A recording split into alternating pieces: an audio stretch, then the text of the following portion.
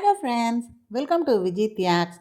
விழுப்புரத்துக்கிட்ட இருக்க இரும்பை இந்த இடத்துல இருக்க மகா காளீஸ்வரர் ஆலயத்தை பற்றிய வரலாறு தான் பார்க்க போகிறோம். வாங்க ஆலயத்துக்குள்ளே போய் நம்ம விரிவாக பேசலாம்.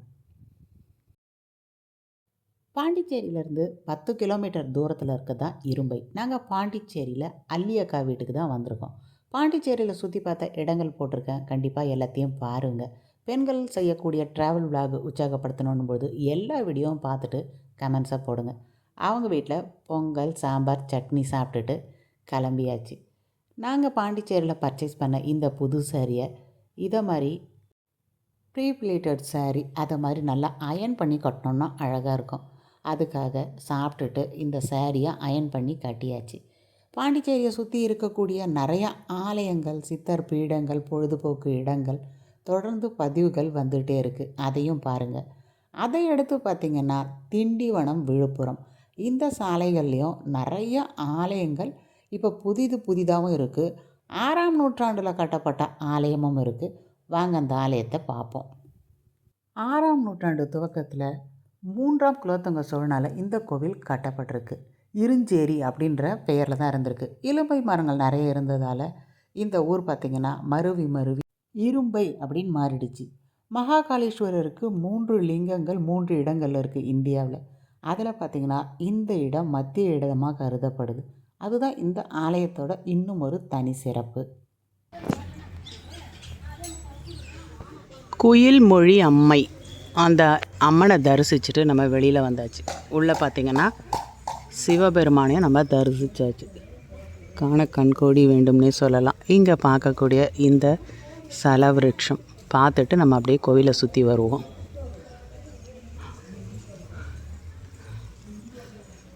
இங்கே பார்க்குற இந்த கோவில் பார்த்திங்கன்னா அம்மனுக்கான தனி சன்னதி. குயில்மொழி அம்மை பேரே பார்த்திங்கன்னா ரொம்ப அழகாக இருக்குது. இந்த மூலையில் நம்ம பார்க்கக்கூடிய இடம் பார்த்திங்கன்னா நவகிரக சன்னதி, பைரவருக்கான சன்னதி, கொடிமரம், முன்னாடி நந்தி பகவான். அப்படியே உள்ளே போனோன்னா நம்ம சிவபெருமானை தரிசிப்போம். வாங்க உள்ளே போகலாம்.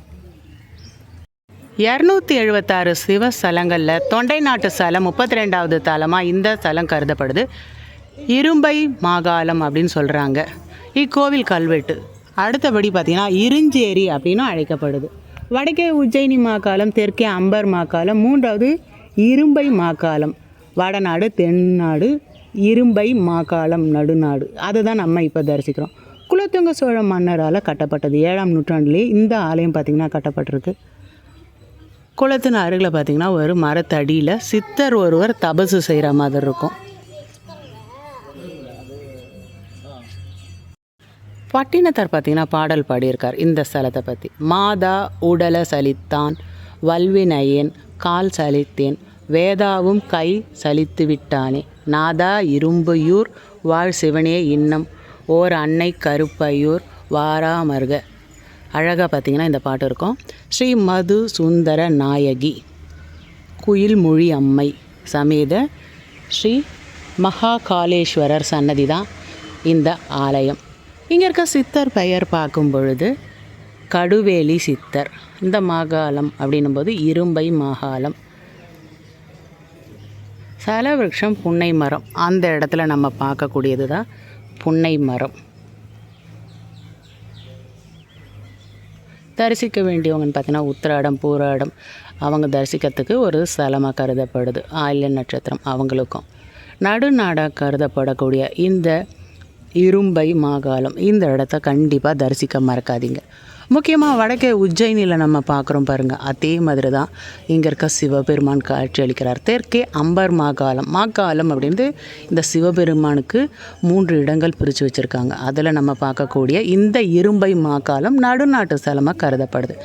கண்டிப்பாக 7ஆம் நூற்றாண்டில் கட்டப்பட்ட இந்த கோவிலை தரிசிக்க மறக்காதீங்க. தென்னாடுடைய சிவனையை போற்றி, எந்நாட்டவர்க்கும் இறைவா போற்றி. ஓவியங்கள் பார்த்திங்கன்னா ரொம்ப அழகாக இருக்குது. 7ஆம் நூற்றாண்டில் பார்த்திங்கன்னா இதை மாதிரி தான் இந்த சுவற்றில் நிறைய ஓவியங்கள்லாம் வந்து பெயிண்டிங் பண்ணியிருப்பாங்க. இன்னும் அந்த பெயிண்டிங்லாம் ரொம்ப அழகாகவே இருக்குது. அடுத்தபடி இங்கே இருக்க இந்த சிற்பங்கள்னு பார்த்திங்கன்னா அழகாக இருக்கும். மேலே அப்படியே எழும்பின மாதிரி இருக்கும். உள்ளே பார்த்திங்கன்னா சிமெண்ட் இதுவாக இருக்கும். அதுதான் 7ஆம் நூற்றாண்டில் அழகாக பார்த்திங்கன்னா செய்திருக்காங்க.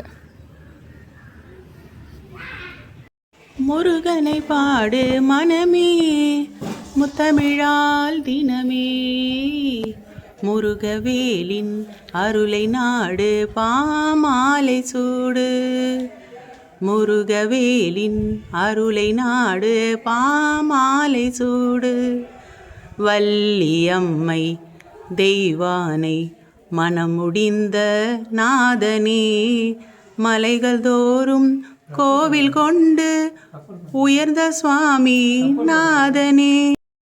ஆலயத்துக்கு பின்புறத்தில் முருகப்பெருமான், துர்க்கை, பிரம்மன் தரிசிச்சுட்டு நம்ம வெளியில் வரும் பொழுது பக்கத்தில் பார்த்திங்கன்னா ஒரு பெரிய குளம் இருக்குது. பாவம் தீர்க்கக்கூடிய குளம் அப்படின்னு இங்கே இருக்க மக்கள் சொல்கிறாங்க. இந்த கிராமத்தில் கழுவேலி சித்தர் ஒரு முறை பார்த்திங்கன்னா தவம் செய்துட்ருக்கார். அவர் செய்கிற அந்த கடுமையான தவத்தால் இங்கே வெப்பம் அதிகமாகிடுது அப்படின்ட்டு மக்கள் உணர்றாங்க. அவரோட தவத்தை கலைக்கணும்னு பார்க்குறாங்க. கலைக்கும் போது எதனா சாபம் விட்டுருவாரோ அப்படின்ட்டு யாருமே கலைக்க மாட்டுறாங்க.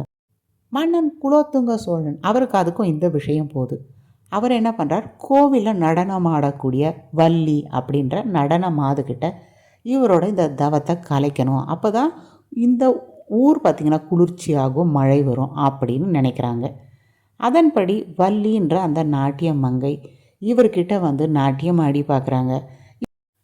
இலை தழை இலைகளை சாப்பிட்றதால அவருக்கு எந்த ஒரு உணர்ச்சியும் இல்லை.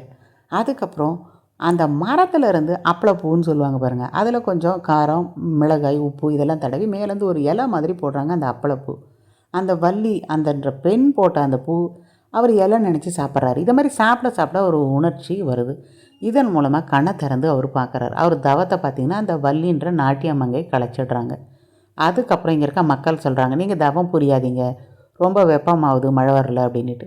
அதுக்கப்புறம் அவர் தவத்துலேருந்து வெளியில் வந்த பிறகு நல்லா மழையும் வர ஆரம்பிக்குது. ஊரும் பார்த்திங்கன்னா நல்லா செழித்து வளருது.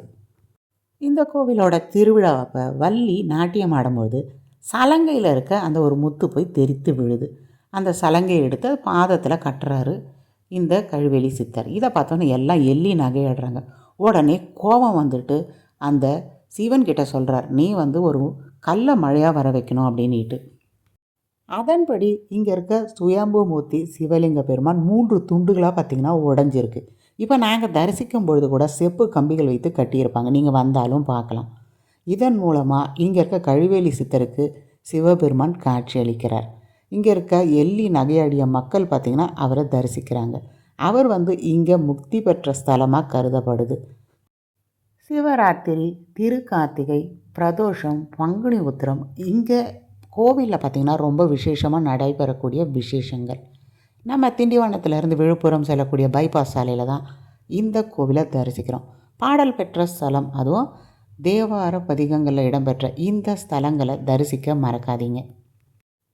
தொடர்ந்து வரக்கூடிய முரட்டாண்டி அந்த இடத்துல இருக்க நவகிரக கோவில், அடுத்தபடி நம்ம பிரத்தங்கரா தேவி ஆலயம், தொடர்ந்து இந்த சாலைகளில் புது புது ஆலயங்கள் நிறைய இருக்குது. அடுத்தபடி 7ஆம் நூற்றாண்டில் கட்டப்பட்ட ஆலயமும் இருக்குது. எல்லா பதிவுகளும் பார்க்க விஜி தியாக்ஸ் சேனலை இதுவரையும் சப்ஸ்கிரைப் பண்ணாதவங்க சப்ஸ்கிரைப் பண்ணிக்கோங்க. அடுத்த ஒரு ஆலயத்தில் சந்திப்போம்.